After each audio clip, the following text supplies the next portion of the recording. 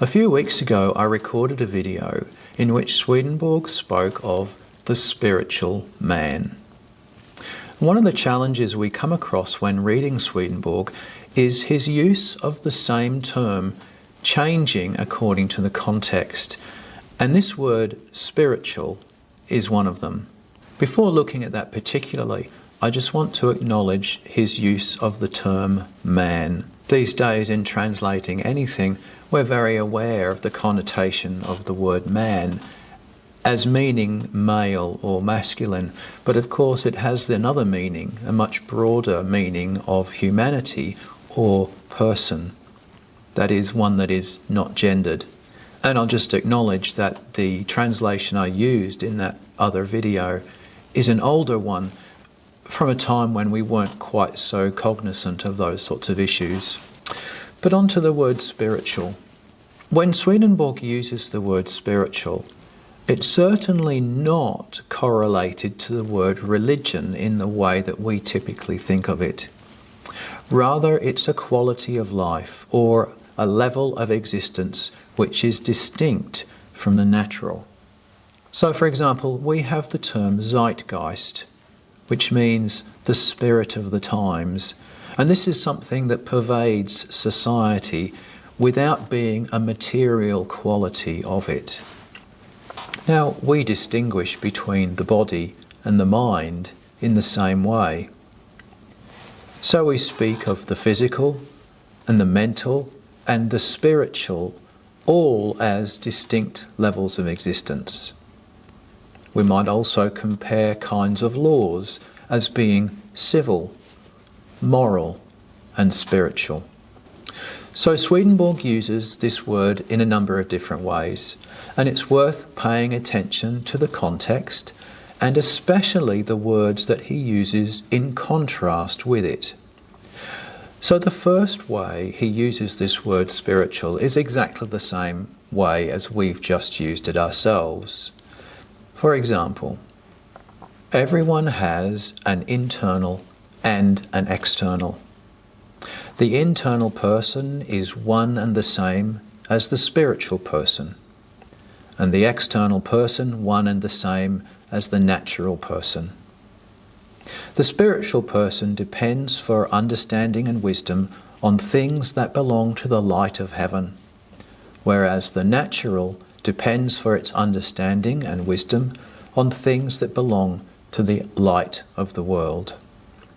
The spiritual person is meant by free man, and the natural person by servant, because the spiritual person is led by the Lord from heaven, and to be led by the Lord is freedom, while the natural person obeys and serves the spiritual, for it executes what the spiritual person wills and thinks.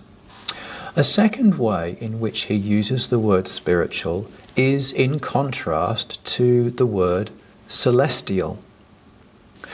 Celestial good is the manifestation of love to the Lord. Spiritual good is the manifestation of love towards the neighbour. Alongside that, he has a second definition of celestial and spiritual. The celestial has its origin in divine good, and the spiritual in divine truth, both having their origin in the Lord.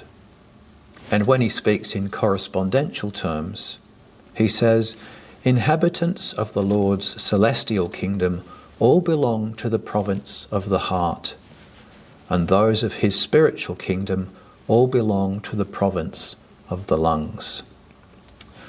And in a third sense, he uses this word spiritual alongside celestial and also the word natural. So, for example, in the grand man, or heaven, celestial things constitute the head, spiritual ones the body, and natural ones the feet. They exist in this consecutive order.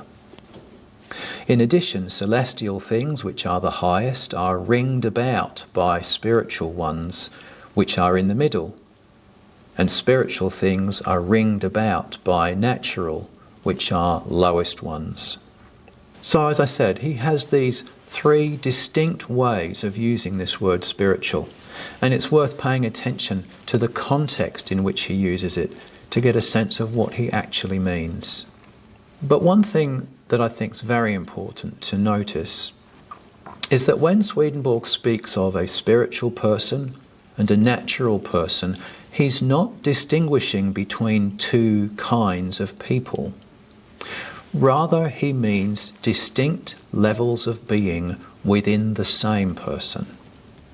And the only reason one person might be said to be a spiritual person as opposed to another described as a natural person is that we're speaking about a focus on a particular aspect of life.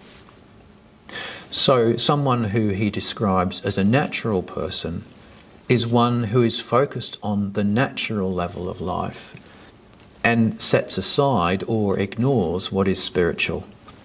Whereas a spiritual person will take into consideration the spiritual level of life. So are you a spiritual person? If we follow Swedenborg's definitions, I think there are two characteristics we need to look for. One is loving other people, as he phrases it, loving the neighbour, as the central focus of your life. And the second is an unrelenting pursuit of the truth, whatever that might be. And remember again, this is not necessarily a focus on religious things.